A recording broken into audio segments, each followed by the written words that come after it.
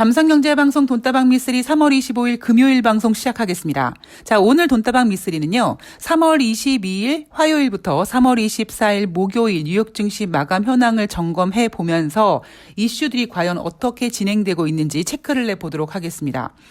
자, 여러분, 아직 뉴욕은 금요일 증시가 열리지 않았습니다. 자, 여러분들이 월요일부터 목요일까지 뉴욕 증시를 지켜보시면서 가장 큰 핵심 이슈가 어떤 거라고 생각을 하십니까? 우크라이나와 러시아는 아닌 것 같죠. 러시아 디폴트도 어느 순간부터 이슈에서 사라졌습니다. 물론 없어진 건 아닙니다. 다시 나타날 가능성이 있어요. 이번 주 뉴욕 증시에서 가장 크게 부각됐던 것은 바로 연준의 5월달 FOMC 50bp 금리 인상 가능성 대두입니다. 이 이슈가 일주일 동안 뉴욕 주식시장에서 가장 큰 이슈로 자리 잡았어요. 자, 그런데 25bp도 아니고 50bp 금리 인상을 하겠다라고 연준 의원들이 강력하게 주장함에도 불구하고 상대적으로 뉴욕 증시가 굉장히 견고하게 잘 버텨주고 있습니다. 오히려 상승을 진행하고 있고요. 왜 그럴까요? 자, 5월달 FOMC 회의는요, 2022년 5월 3일부터 5월 4일까지 진행됩니다. 정확히 D-Day 39일 남았습니다. 만약에요, 4월 달에 FOMC 회의가 있다면, 4월 중순이나 4월 말경에 FOMC 회의가 있는데, 지금 연준 의원들이 4월 달에 50bp 금리 인상을 해야 될 것 같아요 라고 주장을 한다면 뉴욕 증시가 이렇게까지 잘 버틸 수 있을까요? 즉, 지금 뉴욕 증시가 저렇게 잘 버텨주는 이유는 5월 달 FOMC 회의가 아직 여유가 있기 때문입니다. 자, 그러면 얼마나 지금 연준에서 50bp를 주장하고 있는지 체크를 해보면은요, 이번 주 월요일부터 제롬 파월 연준 의장이 50bp 금리 인상 가능성의 포문을 엽니다. 자, 공격적으로 금리 인상 가능성 있다. 그리고 50bp 인상하는 거를 한 번 하거나 혹은 필요하다면 여러 번 할 수 있다고 얘기했고요. 클리브랜드 연방은행 총재도 비슷한 발언을 했습니다. 세인트루이스 연방은행 총재는 금리 인상에 있어서 더 빠른 것이 낫다라고 얘기했고, 샌프란시스코 연방은행 총재는 5월 회의에서 50bp 금리 인상과 대차대조표 축소에 대한 논의가 모두 이루어질 수 있다라고 얘기하면서 5월 달에 50bp 금리 인상 가능성을 거의 확실시한 발언까지 했습니다. 자, 시카고 연방은행 총재도요, 50bp 금리 인상에 열린 마음을 가지고 있다. 3월 달에 25bp 금리 인상한 것과 포함해서 남은 6번의 금리 인상 결정에서 25bp씩 금리 인상을 하는 것에 대해서 동의한다. 3월 달 25bp를 인상한 것처럼 남은 6번 회의에서도 25bp씩 인상하는 거 나쁘지 않지만 마음적으로는 좀 편하긴 하지만 더 큰 폭의 움직임에 대해서도 열려 있다. 이 얘기는 25bp씩 쭉 하면 괜찮긴 하지만 그냥 한 번에 50bp 금리 인상해도 괜찮다. 이런 발언을 한 거죠. 자, 증시는요, 금리 인상의 악재입니다. 그럼에도 불구하고 우리가 25bp 금리 인상을 한다, 이런 얘기가 나왔을 때도 뉴욕 증시가 어떻게 하면 좋아? 라고 걱정을 할 때가 있었는데 지금은 50bp 금리 인상 한 번이 아니라 여러 번 얘기를 해도 뉴욕 증시가 흔들리질 않아요. 그 이유는 시간적인 여유가 있기 때문입니다. 제가 후광효과라고 하나요? 시황이 좋아 보이면, 그러니까 시황이 좋으면, 전체적인 지수가 좋으면 그 시황 안에 숨어있는, 그 시황 안에 남아있는 악재들까지 다 잘 될 것처럼 느껴지고, 전체적으로 시황이 안 좋으면 그 안에 있는 숨은 호재도 저게 잘 호재로 반영하지 않고 실패할 가능성이 높아 보이죠. 지금 뉴욕 증시가 이렇게까지 잘 버텨주는 게 일각에서는 뉴욕 증시, 그러니까 미국 경제가 굉장히 견고해서 그렇다 이런 얘기도 있지만 제가 봤을 때는 주식적인 측면으로 놓고 봤을 때는 FOMC 회의가 여유롭게 남아있기 때문입니다. 그러니까 여러분들이 한번 이런 생각을 해보세요. 만약에 4월 달에 FOMC 회의가 있다면 지금 이렇게 50bp 금리 인상 발언에도 뉴욕 증시가 저렇게까지 잘 버틸 수 있을까? 그런 적이 있었을까라고 한번 생각해 보시기 바랍니다. 자, 그리고 또 하나. 저는 이런 생각을 한번 해봤어요. 1월 달에, 그러니까 작년 12월 FOMC, 그리고 1월 달 FOMC를 통해서 연준이 공식적으로 제시한 금리 인상 점도표는 올해 3번이었습니다.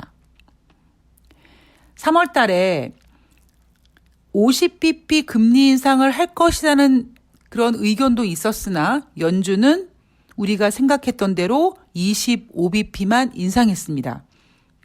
그런데 3월달 25bp 금리 인상을 한 다음에 갑자기 점도표가 바뀝니다. 남아있는 6번 FOMC 회의 동안 모두 금리 인상을 하겠다라고 밝히고 있고요. 이제는 그거를 뛰어넘어 한 번에 50bp, 필요하면 50bp씩 금리 인상을 여러 번 할 수 있다고까지 합니다. 왜 그럴까요? 저는 연준이 이제서야 우리가 금리 결정의 전략에 문제가 생겼구나라는 거를 직감한 것 같아요. 미쓰리가 방송을 통해서 여러 번 말씀드리지만 이미 연준은 금리 인상을 했었어야 되는데 못했죠. 물론 저는 약간 새가슴인 제롬 파월 연준 의장의 그 새가슴을 존중합니다. 왜냐하면 2015년 미국이 금리 인상 오랜만에 하고 2016년 4번의 금리 인상 하겠다고 했다가 크게 주식시장이 하락하고 결국 그 약속을 지키지 못한 채 2016년 12월 달에 금리 인상을 딱 한 번 하고 그것도 25bp 딱 한 번 하고 그 다음에도 금리 인상 버벅거렸거든요. 그 트라우마 때문에 미국은 금리 인상을 했었어야 되는데 그 금리 인상 카드를 쓰지 못했어요. 물론 여기에는 코로나도 있습니다.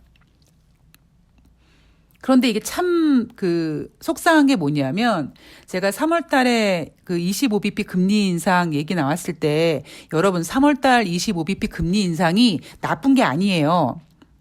연준은 올해 3번의 금리 인상을 하겠다고 했는데 오히려 그 3번의 금리 인상 중에서 첫 번째 금리 인상을 3월 달에 해버리면 나머지 2번의 금리 인상을 증시의 경제의 어떤 그 회복을 성장시키지 않고 저해하지 않고 여유롭게 시간적인 그 기간을 두면서 할 수 있으니까 호재다라고 말씀드렸잖아요. 그런데 이제 지금 연준 의원들의 발언들을 보면은 쉴 틈이 없는 거예요. 계속 금리 인상하겠다고 합니다. 연준이 이제 자기네들이 금리 결정을 하는 것에 미스테이크를 잘못했다라는 거를 실수인지 잘못인지 모르겠습니다만 어쨌든 잘못했다라는 걸 인정하고 속도를 내고 있구나. 그런데 참 이게 문제가 뭐냐면 여러분들도 인생을 살면서 급하면 우리가 왜 학교 다닐 때 일기 쓰잖아요. 일기 쓰면은 매일매일 써야 되는 일기인데 매일매일 잘 안 쓰게 되지 않습니까? 나중에 써야지 했다가 내일이 이제 개학인데 개학 전날 막 며칠짜리 일기를 한 번에 막 씁니다. 그 일기의 수준이 어떻겠습니까? 그런 것처럼 뭐든지 이렇게 쫓기다가 하지 않고 이렇게 손 놓고 있다가 뭔가 갑자기 하려고 하면 잘 되지 않거든요. 지금 5월달 금리 결정 기간이 40일 정도 남았기 때문에 지금 뉴욕 증시가 이렇게 버티고 있는 거죠. 막상 이제 시간이 지나면서 연준이 저렇게 50bp씩 몇 번씩 금리 인상을 하겠다고 저러네 이런 어떤 약간 걱정스러운 공포감이 주식시장에 반영이 되면 주식시장은 이렇게 버티기 어렵습니다. 그리고 또 하나가 뭐냐면 저는 지금 개인적으로 스태그플레이션이라고 생각합니다. 그런데 여러분 스태그플레이션이라는 그 단어를 검색하시면요. 이런 정의가 나오거든요. 경기 불황 상태에서도 물가가 계속 오르는 현상이라고 발표가 됩니다. 그러니까 거기 써 있습니다. 근데 우리는 지금 사실 경기 불황이라고 얘기하기 참 애매합니다. 왜냐하면 코로나19 때문에, 그러니까 코로나19라는 어떤 예상치 못했던 큰 악재 때문에 경제가 멈췄고 그 때문에 경제가 스톱되고 크게 안 좋았다가 지금 다시 이제 어떤 지원책이라든가 다시 그 금리를 동결시키고 이런 과정을 통해서 돈을 회수하지 않고 계속 풀고 이런 과정에서 지금 회복되고 있는 단계, 그리고 지금 시점에서는 이제 조만간 위드 코리아가 될지 아니면 정말 코로나가 종식될지 모르겠으나 이미 우리는 마스크를 벗고 생활하는 날이 얼마 남지 않았음을 예상하고 있고 지금 몇몇 나라는 그렇게 진행하고 있다 보니까 지금을 경기 불황 상태라고 정의를 내리지 않고 있다 보니까 이게 스태그플레이션이라는 단어를 쓰지 않는 거예요. 우리는 코로나19 때문에 빨리 코로나19가 끝나서 그저 그냥 경제가 다시 돌아갔으면 좋겠다라는 것에 너무 집중을 하다 보니까 불황이라는 단어를 생각하지 못했었습니다. 그런데 지금 유가는 계속 급등하고 있죠. 뭐 여기에는 우크라이나와 러시아의 어떤 그 전쟁 우려감도 있습니다만 여러 가지 원인을 접목해서 생각해 본다면 지금 상태는 저는 스태그플레이션이라고 생각을 하고 있습니다. 그리고 아직은 공개되지 않았습니다만 이미요. 이제 조만간 4월 달이 되면 IMF라든가 이런 곳에서 세계 경제 성장률을 발표를 하게 되는데 앞서서 우리 IMF 4월 달에 경제 성장률 발표할 건데 하향 조정할 거다라고 선전포고를 했습니다. 그리고요. 시티그룹도 미국 경제 성장률을 기존 3.6에서 3.3으로 하향 수정했습니다. 우리가 아직까지 성적표를 받아보지 못했기 때문에 지금 스태그플레이션이라는 생각을 못하고 있는 거예요. 그런데 지금 냉정하게 봤을 때 글로벌 경제는 스태그플레이션이다.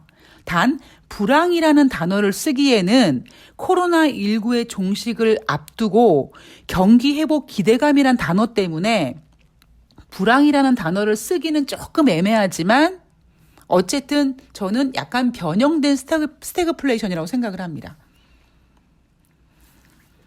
저 겁주는 거 아니에요, 여러분. 자, 주식은 항상 냉정하게 봐야 된다고 생각을 한다고 말씀드렸습니다. 자, 그러니까 러시아와 우크라이나의 지금 진행 상황을 살펴보면 유럽연합에서 러시아산 원유와 가스의 수입과 관련된 제재는 발표하지 않을 것으로 예상되고 있죠. 그리고 여기에다가 캐나다가 유가 증산 결정을 내리면서 국제 유가가 좀 안정이 됐습니다.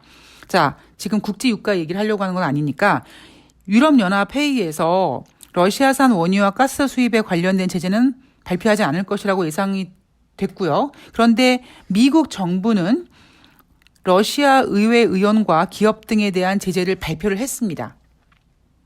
그리고 우크라이나 대통령도 서방국들한테 제발 조금 더 강력하게 좀 쟤네들 좀 어떻게 조여봐. 우리가 목숨 걸고 지금 방어하고 있고 막아내고 있으니까 니네가 뒤에서 금융 제재 한다든가 조금만 더 제재해주면 러시아가 거덜날 것 같으니까 아마 후퇴할 것이다. 이렇게 계속 요구하고 있습니다. 자, 경제 지표를 보면은요. 2월 달 신규 주택 판매가 전월 대비 2% 줄었습니다. 자, 주택 지표는 금리 인상의 영향을 받고 먼저 받습니다. 그러니까 2월 달 신규 주택 판매가 지금 감소하고 있는 부분은 뭐냐면 연준의 금리 인상 카드를 읽고 주택 지표가 먼저 꺾이고 있는 겁니다. 주간 신규 실업상청구 건수 전주 대비 2만 8천 명 감소해서 18만 7천 명 정도밖에 나오지 않았습니다. 그러니까 이런 지표들 때문에 지금 스태그플레이션이라는 정의를 내릴 수가 없는 거예요. 그런데 주식시장은요, 모르겠습니다. 실물 경제는 뭐 다를 수 있어요. 아, 미쓰리 무슨 소리야. 실물 경제는 지금 불황이라고 얘기할 수 없어. 라고 할진 모르겠습니다만, 이 모든 이슈들을 먼저 반영하는 게 주식이다 보니까 주식시장은 이미 글로벌 경제가 코로나19를 종식하든 함께 가든 마스크 벗고 경제가 회복되는 그 날까지 이미 다 반영을 하고 있거든요. 그래서 신규 실업상 청구 건수가 18만 7천 명밖에 나오지 않았다. 우와, 미국 경제 되게 좋다라는 표현보다는 저는 개인적으로 그런데 뭐 이런 궁금증을 좀 갖고 싶은 거죠. 2월달 내구재 수주도 전월 대비 2.2% 감소했습니다. 5개월 만에 감소세로 전환됐습니다. 자, 여러분, 내구재가 뭐죠? 3년 이상 쓰는 물건들입니다. 이 내구재 수준은요, 소매 판매라든가, 뭐, 개인 소득, 개인 소비 이런 거에 비해서 약간 둔해 보이긴 하지만, 조금 롱텀 기준으로 봤을 때, 이 내구재 수주가, 그것도 2월달 내구재 수주가 전월 대비 2.2% 감소했는데, 이게 5개월 만에 감소세다라는 것은, 미국 경제가 이제 좀 꺾이는구나. 그리고 1월 달에는 금리 인상을 하지 않았고 3월 달에 금리 인상을 했지만 이미 2월 달부터 미국 경제는 올해 연준이 금리 인상을 확실하게 할 거라는 거를 인지했기 때문에 이런 내구재 수주가 영향을 받기 시작한 거라고 전 생각을 하고 있습니다. 대신 4분기 미국의 경상 적자는 전분기 대비 0.9% 감소했습니다. 자, 이번 주 증권사에서 예상했던 대한민국 코스피 상단은 2,800이었습니다. 제가 뭐라고 말씀드렸냐면 2,800은 좀 어려울 것이다라고 말씀을 드렸죠. 근데 지금 제가 이 방송을 녹음하는 3월 25일 금요일 현재 지금 코스피 시장은 소폭 하락해서 3포인트 하락해서 2,726포인트입니다. 2,800이 상당히 어려워요. 2,800포인트 가는 거가 어렵습니다. 제가 앞에서 여러분 3,000포인트는 당분간 잊어주세요. 강력한 저항선이 있습니다. 이런 얘기 해드렸잖아요. 2,800포인트는요. 사실 손만 뻗으면 될 수 있어요. 글쎄요. 손만 뻗으면 될 수 있다라는 재료가 뭐가 있을까요? 뭐 단기적으로는 우크라이나와 러시아가 협상을 해서 휴전을 한다. 전쟁을 끝낸다. 이런 재료가 나오면 불확실성이 해소되고 악재가 해소됐다 해서 증시가 확 한번 올라갈 수 있겠죠. 물론 또 그 뒤에는 또 뭐 러시아 디폴트 얘기가 있을지 모르겠습니다만 어쨌든 우리가 2,800포인트를 손안에 쥘 수 있는 가장 호재는 지금 당장으로서는 러시아와 우크라이나와 전쟁 종료입니다. 그런데 미국이 저렇게까지 금리 인상을 강력하게 외치고 있는 상태라면 환율의 영향을 너무나 강력하게 받고 있는 대한민국으로서는 2,800포인트도 쉽지가 않다라는 겁니다. 대신 종목별로는 굉장히 활발하죠. 제가 여러분 연초에 올해는 정말 선수들의 장입니다. 제가 이런 얘기를 2018년에도 했었어요. 그런데 오히려 그때 금리 인상을 하지 못하고 어찌 보면 돈이 더 풀리는 효과가 나면서 유동성 장세가 지속이 됐고 제가 그때 욕을 바가지로 먹었죠. 근데 이번엔 다르다는 겁니다. 이번에 확실히 종목들이 움직이는 거 보면은요. 지수랑 상관이 없어요. 막 종목별로 막 가요. 막 점상 찍는 종목이 막 쏟아져 나오고 있고요. 장중에 뭐 15포인트, 20포인트씩 올라가는 거는 수두룩합니다. 물론 그렇게 올라가는 만큼 또 잘못 잡으면은 또 후두두두두 떨어지기도 하지만 어쨌든 올해는 철저하게 종목 장세다라는 거를 잊지 마셨으면 좋겠습니다. 여러분들이 이러실 거예요. 야, 종목 장세인데 무슨 시황 공부를 한다 그래 이러실 수 있는데요. 여러분 주식 원투데이 하실 거 아니잖아요. 그러니까 여러분들께서 미쓰리가 그러는데 올해가 종목 장세래. 근데 가만히 꼴을 보니까 그런 것 같아. 그러면 종목 매매 열심히 하시면서 또 시황도 보셔야죠. 왜냐하면 이게 시황을 봐야지 시황이 이럴 거기 때문에 올해는 종목 장세다. 시황이 이럴 거기 때문에 올해는 종목 장세가 아니다. 이런 것까지 결론을 낼 수가 있는 거거든요. 자, 이제 거의 한 주가 마감이 됐습니다. 아마 우리나라는 이제 오늘 금요일 종가 기준으로 봤을 때는 금요일이라는 부담감 때문에 크게 올라서 마감할 것 같진 않습니다. 자, 한 주 마감 잘 하시고요. 저는 또 일요일 날 다음 주 증시 전망 일정들 체크해 오도록 하겠습니다. 과연 증권사들이 코스피 밴드를 어떻게 잡고 있는지, 그리고 이슈들이 뭐고 그 이슈들에 대해서 어떻게 고민해 봐야 되는지 내용을 또 다시 말씀드리도록 하겠습니다. 자, 모두 힘내시고요. 예. 어쩌면 여러분들 흔히 우리가 주식쟁이들 용어 중에 매사기라는 단어가 있는데, 매사기가 있으신 분들은 요즘에 쏠쏠하게 재미를 보시는 그런 장입니다. 그런데 나는 삼성전자만 살 거야. 나는 SK 하이닉스 살 거야. 이렇게 우량주를 좋아하시는 분들은 요즘 주식시장 굉장히 재미없는 장입니다. 주식시장이 그때 유행처럼 바뀌기 때문에 여러분들께서 우량주를 매매하는 방법도 아셔야 되고 종목도 매매하는 방법도 아셔야 되고 다 아셔야 되니까 하나씩 우리 학습을 한번 해보도록 하죠, 뭐. 네. 자, 오늘 돈다방 미쓰리는 여기서 마치도록 하겠습니다. 사실 제가 원래는 월요일이랑 수요일만 새날에 출연을 하는데, 오늘 이제 갑자기 금요일도 좀 출전을 하게 돼서, 제가, 오늘 오후 5시에 새날에서 뵙도록 하겠습니다. 저는, 일요일 방송에서 뵐 것 같네요. 자, 남은 시간 잘 보내시고요. 고맙습니다.